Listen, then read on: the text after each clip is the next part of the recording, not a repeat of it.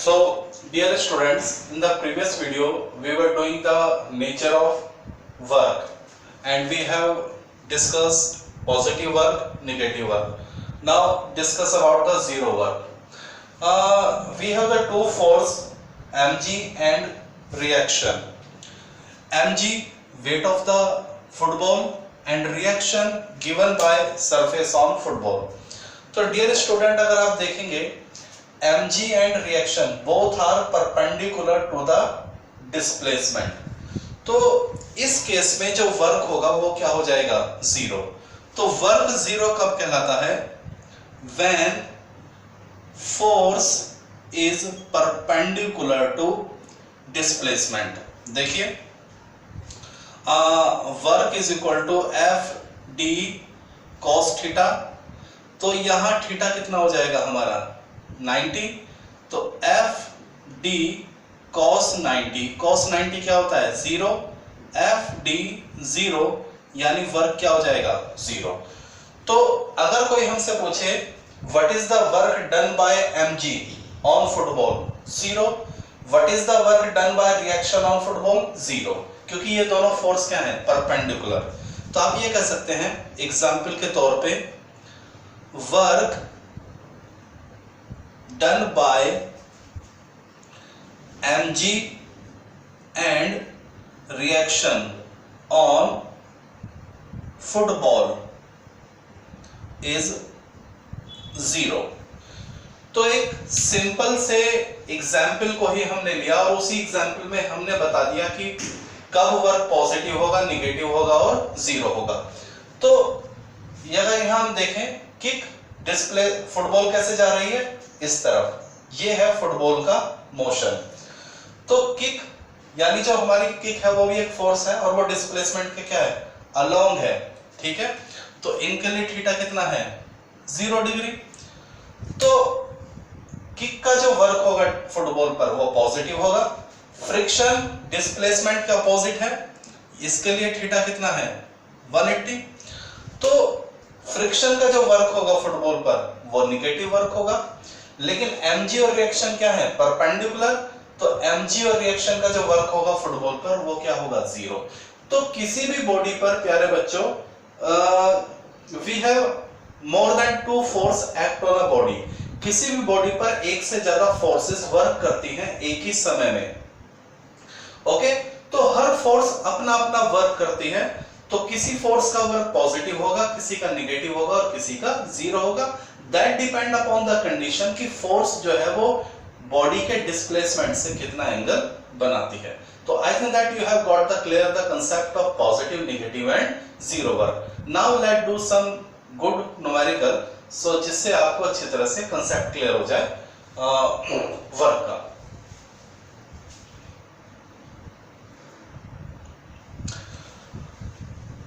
Okay students, now let's do some good numerical of NCERT on the concept we have studied. तो work को हमने पढ़ा, अब जरा उस वर्क को अप्लाई करना सीख लीजिए. अपना एग्जाम्पल 6.3 है NCERT का. क्या कहा गया है? A cyclist come to a skiddy stop in 10 meter. During this process, the force on the cycle due to the road is 200 Newton and directly opposite to the motion. देखिए क्या बात बोली गई है. इसमें बोला गया है वी हैव अ साइक्लिस्ट. ये हमारा एक साइक्लिस्ट है. ठीक है. और चलिए, तो ये जो साइक्लिस्ट है ये इसका जो मोशन है, motion direction of motion of cyclist. जो साइक्लिस्ट है इस तरफ जा रहा है. ठीक है. तो जब साइकिल इधर जाएगा तो टायर और रोड के बीच में क्या लगेगा? फ्रिक्शन. तो पीछे की तरफ एक फ्रिक्शन वर्क करेगा.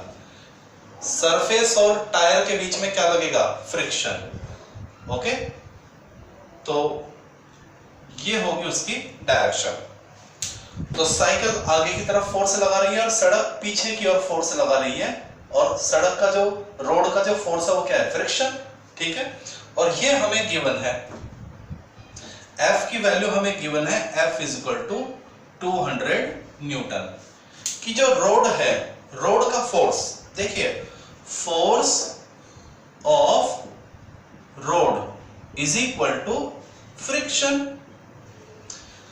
जब हम चलते हैं तो सड़क हम पे कितना फोर्स लगाती है? फ्रिक्शन, उसी को तो फ्रिक्शन कहते हैं। Friction apply by road is equal to force of friction. ठीक है, फ्रिक्शन जो सड़क हमें फ्रिक्शन देती है वही तो रोड का फ्रिक्शन मतलब फोर्स हुआ। चलिए, तो जब ये साइकिल सड़क पे चलेगा तो सड़क और साइकिल के बीच में फ्रिक्शन लगेगा और वही कहलाएगा फोर्स ऑफ रोड। चलिए, बात खत्म। और वो हमें कितना गिवन है? 200। नाउ अब जरा कुछ बात समझ लीजिए। हम एक सेंटेंस लिखेंगे, work done by A on B. Work done by A on B is equal to, तो वर्क किसके बराबर होता है प्यारे बच्चों? वर्क होता है फोर्स इंटू डिस्प्लेसमेंट। वर्क क्या होता है? Force into displacement, cos theta.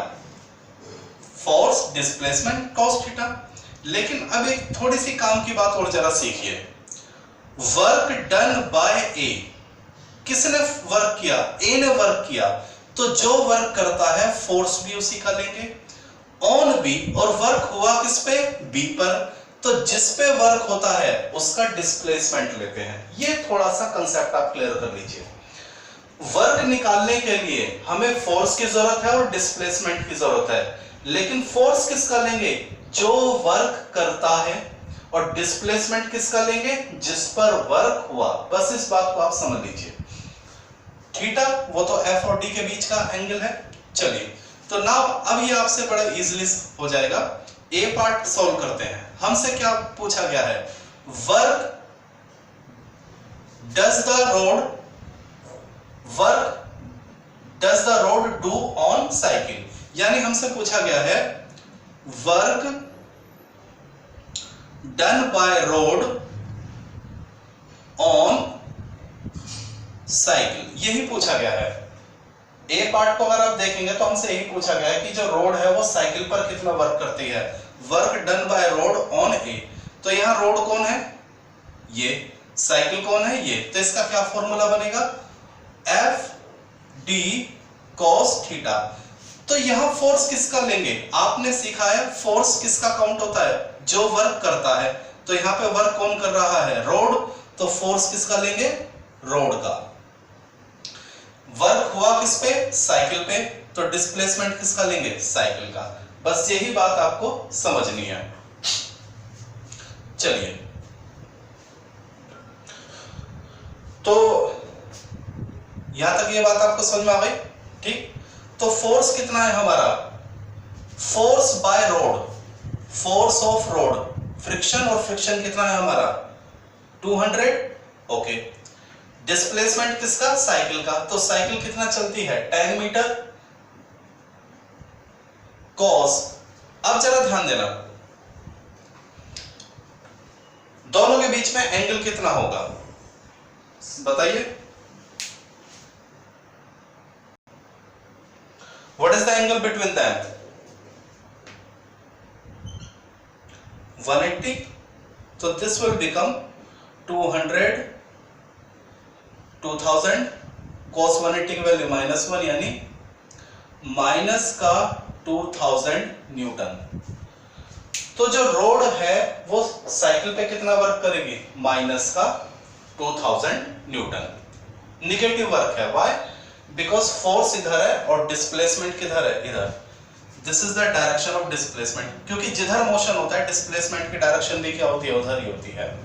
Direction of motion is equal to direction of displacement. ये आप समझ लीजिए, जिधर मोशन की डायरेक्शन होती है डिस्प्लेसमेंट की डायरेक्शन भी क्या होगी? उधर ही होगी। Direction of displacement. तो फोर्स और डिस्प्लेसमेंट अपोजिट है। Friction opposite to the displacement, इसलिए 180 डिग्री आया। चलिए, now do the B part. B part में हमसे क्या बोला गया है? Work done by cycle on road. Work done by cycle on road.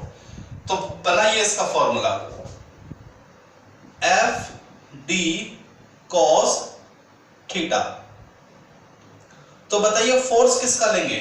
आप कहेंगे सर जो वर्क करता है उसका फोर्स आएगा, तो वर्क डन बाय साइकिल, तो फोर्स किसका आएगा? साइकिल का। और डिस्प्लेसमेंट किसका होगा? जिस पर वर्क होता है, यानी रोड का। ओके, चलिए, force apply bye cycle. Cycle कितना फोर्स अप्लाई कर रही है उसको 1 मिनट को छोड़ दीजिए, क्योंकि वो भले ही वो इतना जरूरी नहीं है। मेन बात है डिस्प्लेसमेंट ऑफ रोड। तो एक बात बताइए, जब हम साइकिल लेके सड़क पे चलते हैं तो डिस्प्लेसमेंट किसका होता है?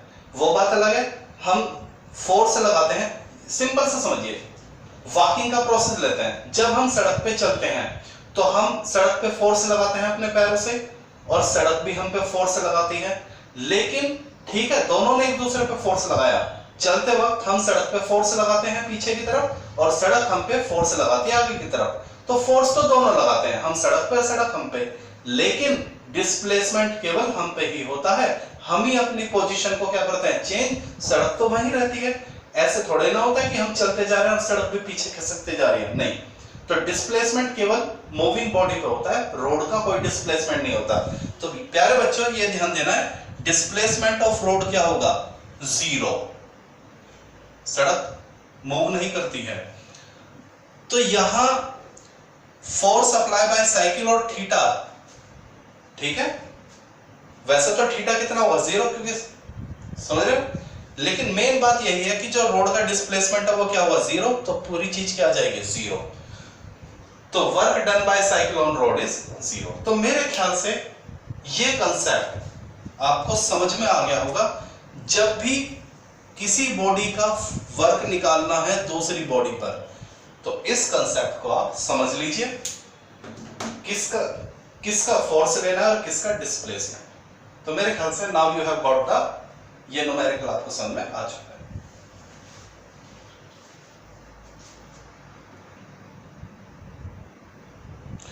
Okay, now student, now we have the example 6.1 of our NCERT. Let's do this numerical. What we have, हमसे कहा गया है find the angle between the force 3i plus 4j minus 5k and displacement 5i plus 4j plus 3k. इस वक्त आपको force और displacement vector form में दिया है और आपसे क्या पूछा गया है? दोनों के बीच का एंगल। तो लेट्स सॉल्व दिस न्यूमेरिकल। प्यारे बच्चों, F dot D is equal to mod F mod D cos theta. हमने F और D के बीच में डॉट प्रोडक्ट क्यों लिया है? क्योंकि F और D का जो प्रोडक्ट आता है वो क्या आता है? वर्क, और work is a scalar quantity, इसलिए हमने यहाँ पे क्या लिया है? डॉट लिया है। क्या ये बात समझ में आ गई? F dot D is equal to mod F mod D cos theta. तो यहां से cos थीटा क्या हो जाएगा? यह हो जाएगा F dot D upon mod F mod D। तो इक्वेशन नंबर 1। तो अगर हमें थीटा चाहिए तो हमें F dot D mod F और mod D। तो लेट कैलकुलेट 1 बाय 1। तो सबसे पहले F dot D, dot product हम प्रीवियस चैप्टर में ऑलरेडी पढ़ चुके हैं। दो वेक्टर की डॉट प्रोडक्ट क्या होती है? That thing we have already discussed in the previous chapter। तो मैं ये मान के चलता हूं कि आपको डॉट प्रोडक्ट की इंफॉर्मेशन होगी। डॉट प्रोडक्ट में क्या करते हैं? I कंपोनेंट की I के साथ, J की J के साथ और K कंपोनेंट की K के साथ मल्टीप्लाई करते हैं। तो यहाँ I का कंपोनेंट 3, I का कंपोनेंट 5, तो कितना हो जाएगा? 15। J का कंपोनेंट 4, J का कंपोनेंट 4, तो हाउ मच? 16। और ये कितना है? 5 माइनस 5, और ये कितना है? 3। तो दिस विल बिकम माइनस का 15। तो we get answer 16। Okay, now mod F। प्यारे बच्चों, जब हमने वेक्टर पढ़ा था तो वहां हमने आपको वेक्टर का मैग्नीट्यूड सिखाया था कि कैसे करते हैं। तो मोड F कैसा होगा? I के कंपोनेंट का स्क्वायर। तो F का देखिए I क्या है? I का कंपोनेंट कितना है? 3, 3 का स्क्वायर प्लस j के कंपोनेंट का स्क्वायर प्लस k के कंपोनेंट का स्क्वायर यानी -5 का स्क्वायर। तो ये कितना आ जाएगा 9 प्लस 16 प्लस 25। ओके, तो दिस विल बिकम रूट 15। ये आपको आता होगा। सिमिलरली मॉड d कैसे निकलेगा, वही i के कंपोनेंट का स्क्वायर j के कंपोनेंट का स्क्वायर प्लस 3 के कंपोनेंट का स्क्वायर यानी 25 plus 16 plus 9 is equal to root 50। तो देखिए इक्वेशन 1 बिकम, इक्वेशन 1 हमारी क्या आ जाएगी, cos theta is equal to f dot, ये कितना आ गया 16 upon mod f mod d कितना हुआ है रूट 50। जिस बच्चे का मैथ्स स्ट्रांग है उसको हम पता होना चाहिए root x is equal to x। ये जिन बच्चों का मैथ्स स्ट्रांग है उनको मालूम होगा root x is equal to x होता है, जिनको नहीं मालूम वो पता कर लें। तो नेक्स्ट स्टेप में cos 60 कितना हो जाएगा 60/50। ठीक है, तो यहां से थीटा कितना हो जाएगा cos inverse 60/50। This is the required answer. तो this is the angle between force and displacement. क्या ये बात समझ में आ गई? ओके, यहां एक चीज और पूछी गई है, what is the projection of force on displacement. तो इस कंसेप्ट को भी आप समझ लीजिए, बहुत ही सिंपल सा कंसेप्ट है। देखिए अगर हमारे पास ये कोई वेक्टर है a और ये दूसरा वेक्टर है b और दोनों के बीच एंगल क्या है theta, if we have the two vector a and b with angle theta between them, तो देखिए बेटा projection of a on b, तो किसका प्रोजेक्शन a का, तो क्या करेंगे mod a cos theta, theta इन दोनों के बीच का एंगल।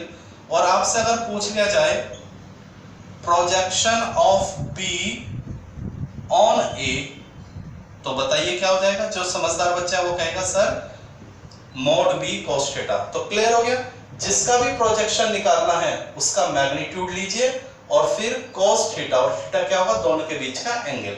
अब देखिए आपसे क्या पूछा गया है projection of f on d, तो देखिए projection of f on d, तो बताइए क्या फॉर्मूला बनेगा मोड f cos थीटा, यही तो बनेगा। Projection of f on d तो क्या बनेगा मोड f cos थीटा। तो मोड f कितना निकाला है रूट 50। देखिए मोड f कितना है रूट 50। ओके, cos थीटा की वैल्यू कितनी है 60/50 रूट 50। रूट 50 से रूट 50 क्या हो जाएगा cancel out. This is your required answer. तो प्यारे बच्चों मेरे ख्याल से डॉट प्रोडक्ट और मैग्नीट्यूड ये सारी चीजें आप प्रीवियस चैप्टर में जब हमने वेक्टर पढ़ाया था तो वहां ये सारी बातें हमने डिस्कस कर ली थी। तो वर्क जो है वो कई बार वेक्टर फॉर्म में भी आपसे पूछ लिया जाता है। तो this is the your NCERT numericals based on work.